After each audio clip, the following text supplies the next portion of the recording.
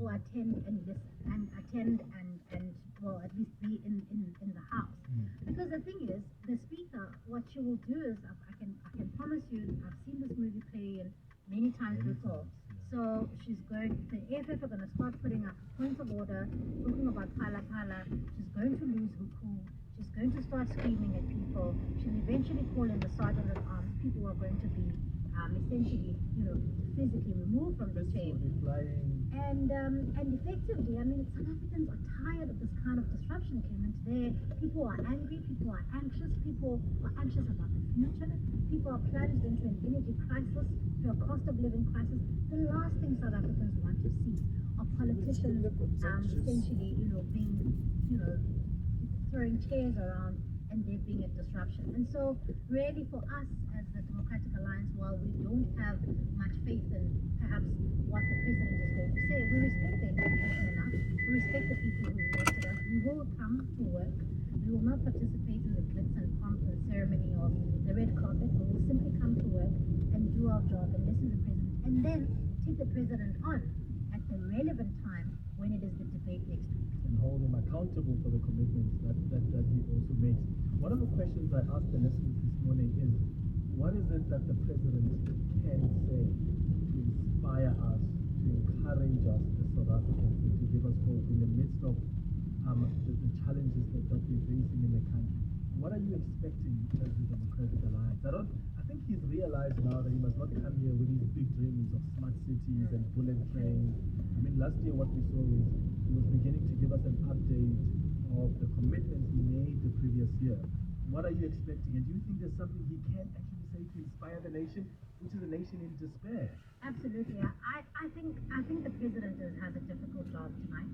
I think inspire is a stretch.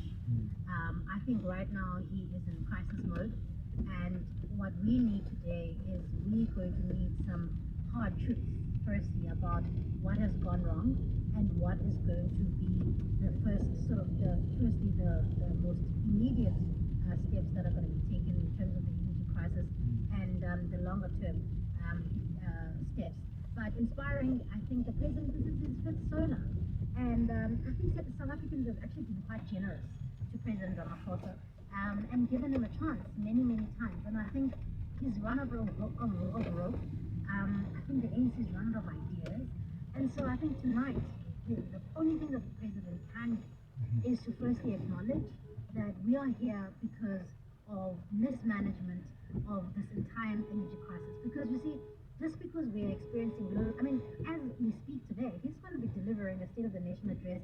There won't be load shedding in the venue, but the rest of South Africans are plunged into stage 4 load shedding.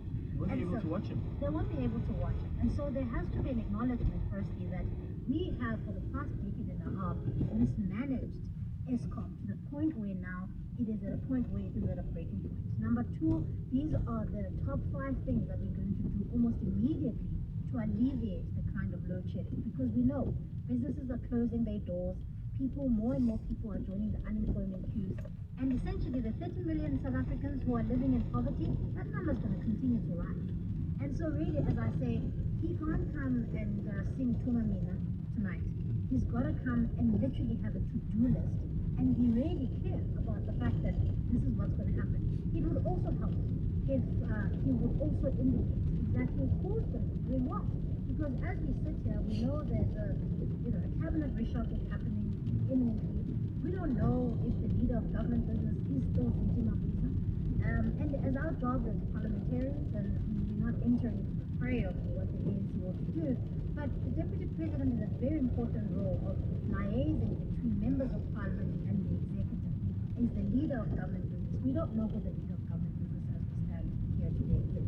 And so it would really be useful for him to say, this is my team, these are the things that they are tasked with, and South Africans, we are sorry. I suppose it doesn't help that there's also just policy uncertainty on so many levels, and uncertainty about things like, for instance, are we going to hear the declaration of the state of disaster? Because the ANC has advised him that in government he must declare state of disaster.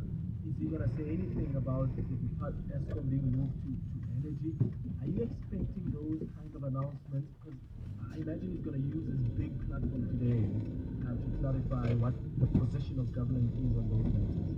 Look, we would completely reject the declaration of a state of disaster. Isn't that what you called for as the DA? No, we call for the reprioritization of money in a ring-fenced manner. Because you see, the reason why we were saying ring-fence these funds so that you can be able to essentially bolster where ESCOM is because we wanted a targeted intervention. But Clement, the problem is with the national state of disaster is what we're going to see is exactly what we saw during the COVID-19 pandemic. We're going to see, tender processes being essentially subverted. We're going to see the kind of looting that we saw during the pandemic. And so what we called for was ring-fence the amount that is to be targeted at ESCOM. Here are these 5 urgent things that you need to implement as quickly as possible to essentially alleviate load shedding as it is, allow independent power producers onto the grid to ease the pressure on ESCOM. These are some of the things that you need to do almost urgently, but not a blanket state of disaster. I mean, that would be problematic for us because we know that in a state of disaster, even the powers of Parliament are limited, and in terms of being able to play its oversight role. And so what we expect is targeted interventions at ESCOM, not a state of disaster. All right, so we went for Kobe and the chief whip for the Democratic Alliance in the Parliament. I really appreciate your time. Let's bring in Moyo now, who's the president of the ATM. Mr. Zula, thank you so much for also making time. Good morning. Good morning to the listeners as well. What are your expectations of President Cyril Ramaphosa tonight? And maybe let me also ask, are you going to be part of the MPs that will be disrupting him? Do you think his word will be listened to? Firstly, we do not have any confidence, no hope, no expectation from him because he's delivered 6 donors. 6 donors is delivered any of his promises. Therefore, it's not worth it, not only for the MPs, but for the entire country not to listen to him. Also, I would not call it disruption per se, but it is rather accountability. It's one of the mechanisms that MPs can use to hold a president that is failing to account, because you will recall that this president refuses to answer questions in Parliament. He uses the majority party to block any investigation that would hold him accountable. Therefore, donors like today are one of the platforms MPs can use to hold him accountable. There are many ways, Mr. Zangula, you can hold the president accountable.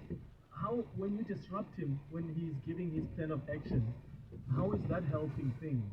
And over the last couple of years when he's been disrupted, how has that disruption changed things? If really, as you argue, that's part of holding him accountable. There's a debate coming up in Parliament after the President delivers the State of the Nation address. There are opportunities for him to come where you ask questions, and I know sometimes he's not really answered the questions you ask, but there are members of Parliament who push on until he comes back to answer those questions. How is a disruption of the President at SONA somehow changing things and holding him accountable? Firstly, I want